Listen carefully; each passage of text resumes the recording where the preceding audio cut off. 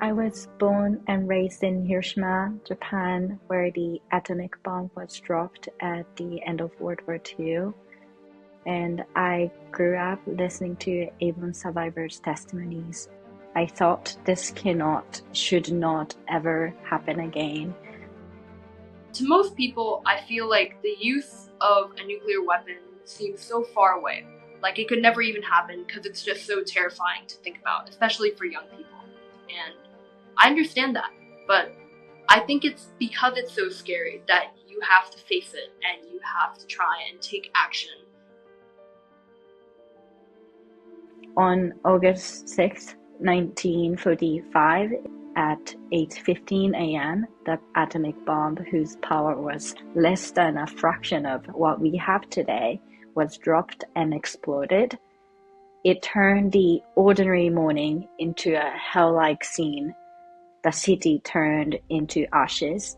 There were no streets, houses, buildings left, crushed completely, infrastructures, and everything was ruined.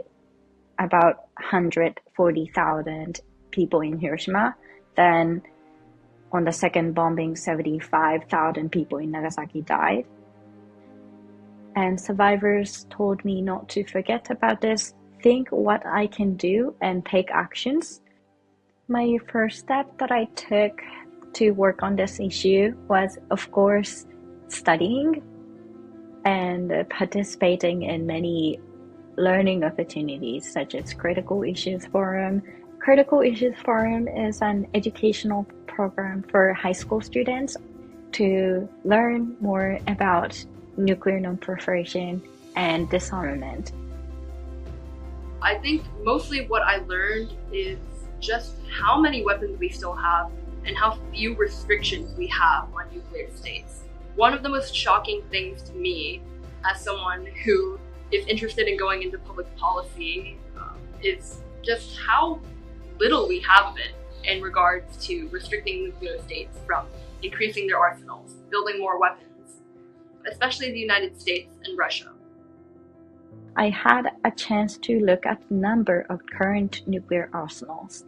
They can target pretty much anywhere on a globe, and I was really terrified because I knew what single bomb did to my hometown.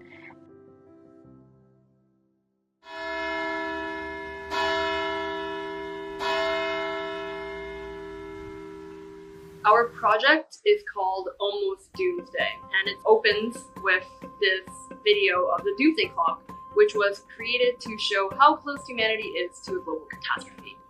Since its creation in 1947, the Doomsday Clock has represented the likelihood of a human-made global catastrophe, with midnight signaling the complete annihilation of humanity.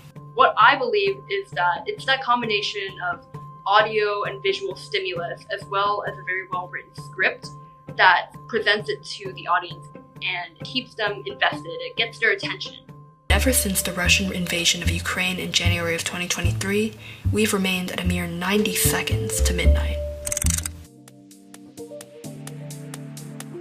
Now I am working as a research assistant at Arms Control Association in Washington, D.C. My job is to keep my eyes on nuclear issues, especially on multilateral nuclear arms control, disarmament, non-proliferation agreements, engage with people who are involved in the process, and provide to them analysis and policy recommendation. I've also been thinking about ways that I can continue using art to teach people and forming awareness amongst young people and not allowing people to become sort of apathetic or let it fade into the background of our mind. If we can manage to rekindle that spark, then hopefully we'll actually be able to do things like reinstate the treaties and reduce our arsenals. When I go home in Japan, in Hiroshima, speaking with survivors who put faith in me and believes in me, this always reminds me of why I am doing this work, why I should never give up,